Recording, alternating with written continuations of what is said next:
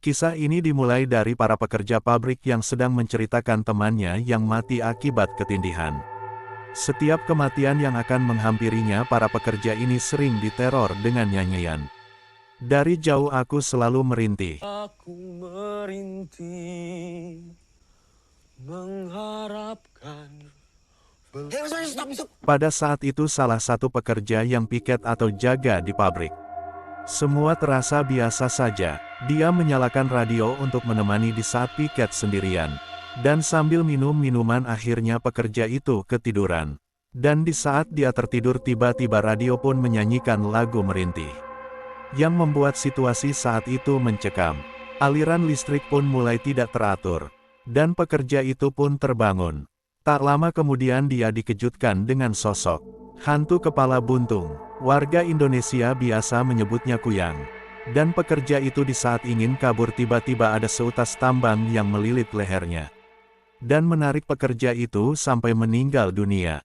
Halo pemirsa, gimana kabar kalian semuanya? Semoga kalian semuanya baik-baik saja ya. Sebelum memulai ke alur kisahnya, alangkah baiknya kita ambil posisi yang nyaman. Kalau sudah siapkan cemilan agar makin berasa suasananya. Sini kita melihat pasangan suami istri yang habis berbulan madu. Dia adalah Rara dan Sultan berikut dengan Pak Supir yang bernama Pak Joko. Di sepanjang perjalanan mereka menuju ke rumah. Cuaca hujan deras padahal sebelum-sebelumnya tidak pernah hujan. Dan di perjalanan Sultan melihat wanita di kebun teh dengan memakai gaun merah. Wanita ini sangat misterius. Sampai-sampai Sultan ini sejak itu mendapatkan firasat yang tidak enak. Dan tak lama kemudian suami istri ini pun sampai di rumahnya. Dan mereka berdua beristirahat. Dan keesokan harinya, Rara pun memeriksa pabrik miliknya. Dan Pak Rohim pun menyampaikan tentang situasi pabriknya saat ini, yang akhir-akhir ini selalu terkena masalah dari cuaca hingga hasil panen yang daun teh selalu layu.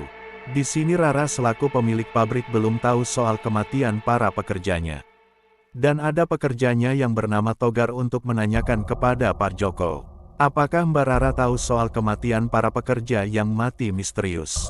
Dan Pak Joko pun memarahi Togar yang pada akhirnya Togar pun pergi. Dan malam itu di saat Rara sedang tidur tiba-tiba Rara seperti dicekik. Atau Rara ini sedang ketindihan. Sultan yang melihat istrinya seperti itu panik. Dan berteriak minta tolong. Sultan pun mencoba membuka pintu tapi pintu itu terkunci. Dan saat Sultan ingin mendekati istrinya tiba-tiba Sultan terpental. Dan tak lama Pak Joko datang dan membuka pintu kamar Rara. Lalu Pak Joko mengambil air dan membacakan doa. Lalu menyiramkannya kepada Rara, dan Rara pun tersadar. Tapi setelah sadar Rara malah memarahi Pak Joko. Dan Sultan karena masih syok hanya bisa terdiam. Dan keesokan harinya Sultan menemui Pak Joko, dan meminta maaf atas kejadian semalam. Dan Sultan pun menceritakan kejadian waktu baru pulang liburan yang melihat sosok wanita berpakaian merah. Dan di malam hari, di saat Sultan sedang membaca buku dan mendengarkan musik santai tiba-tiba musik itu pun berganti dengan Dari Jauh Aku Merintih. Musik ini menandakan akan datangnya sosok hantu kepala buntung. Dan setelah Sultan memutar-mutar aliran radionya tapi tetap dengan suara Dari Jauh Aku Merintih. Akhirnya Sultan mencabut radio tersebut. Dan tak lama ada suara tertawa. Lalu Sultan pun lari ke kamar istrinya. Di sana Rara sedang tidur. Sesampainya Sultan di kamar Rara, Rara pun menunjukkan tangan ke jendela. Betapa kagetnya di jendela ada sosok hantu. Sultan yang panik pun berteriak memanggil Pak Joko. Tak lama Pak Joko pun datang dan membacakan ayat suci Al-Quran. Yang membuat Rara tersadar kembali. Dan untuk yang kedua kalinya, Rara pun memarahi Pak Joko dan Sultan hanya bisa terdiam. Di keesokan harinya, Sultan pun membaca koran dan mendapati temannya yang bernama Yusuf sudah menjadi orang pintar paranormal. Dan Sultan pun mendatangi tempat Yusuf. Di tempat Yusuf, Sultan melihat orang kesurupan dan disembuhkan oleh Yusuf. Dan di sana Sultan menghampiri Yusuf.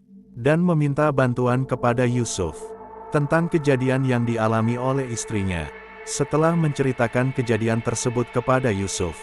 Yusuf pun akan mencoba membantu keluarga Sultan. Dan keesokan harinya Yusuf pun mendatangi rumah Sultan. Lalu di sini Yusuf memasukkan sesuatu ke dalam gelas yang berisikan air. Yusuf memberi tahu Sultan, biarkan air ini didiamkan 1 hari.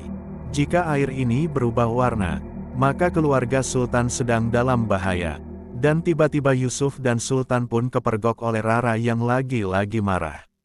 Saat itu Yusuf disuruh keluar. Lalu Yusuf langsung pergi, tanpa ada sepatah kata pun dari Sultan.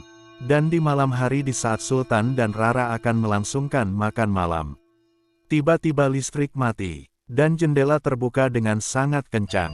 Sultan yang saat itu ketakutan mencoba mendekati Rara.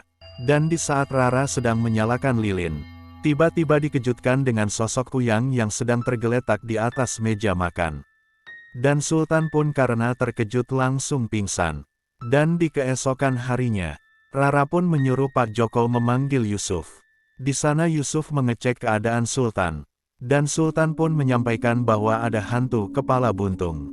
Dan Yusuf tak lupa mengecek air yang dia diamkan sebelumnya. Dan benar saja air itu pun berubah warna, yang menandakan bahwa ada hantu jahat. Dan Yusuf pun diminta oleh Rara untuk mengusir hantu itu. Lalu di malam hari Yusuf mencari informasi dan data-data apa yang diinginkan oleh Kuyang tersebut. Lalu Yusuf pun menjelaskan kepada Sultan dan Rara saat di meja makan. Di saat Yusuf akan membuka tutup makanan, Sultan pun menjauh. Karena Sultan trauma, dan setelah Yusuf membuka penutup makanan, ternyata di dalamnya hanya makanan. Dan tiba-tiba hantu Kuyang pun berada di luar jendela, yang membuat Rara dan Sultan teriak. Dan di keesokan harinya Yusuf kembali ke rumah Rara dan diberikan kamar tidur. Dan saat itu Yusuf mencari tahu semua informasi tentang keluarga Rara. Di sini Yusuf mencari informasi tentang mamanya Rara yang bernama Rahayu. Dan dikit demi sedikit Yusuf pun mendapatkan informasi tersebut. Dan di malam hari Yusuf membuat ritual untuk memanggil Kuyang tersebut. Tiba-tiba ada yang menggedor-gedor pintu. Setelah Yusuf membuka pintu itu, dan di luar tidak ada siapa-siapa, lalu muncullah sosok Kuyang dari belakang Rara dan Sultan. Kuyang itu mengejar Rara dan Sultan sambil berbicara, "Kembalikan tubuhku." Dan di saat Rara dan Sultan terdesak, Yusuf menangkap kepala Kuyang itu dan melemparkannya keluar. Dan di keesokan harinya data-data dan informasi yang Yusuf dapatkan mulai menemukan titik terang. Dan kita lanjut ke pekerja pabrik yang mencari-cari Togar. Setelah dicari kemana-mana ternyata Togar pun mati dalam keadaan terikat tali. Dan sejak kejadian itu, Rara pun tahu semua kejadian yang menimpa pekerja di pabriknya. Jika suka dengan kisah ini, subscribe dan like. Nanti kita lanjut di part 2. Tembus 50 like kita lanjut di part 2. Terima kasih.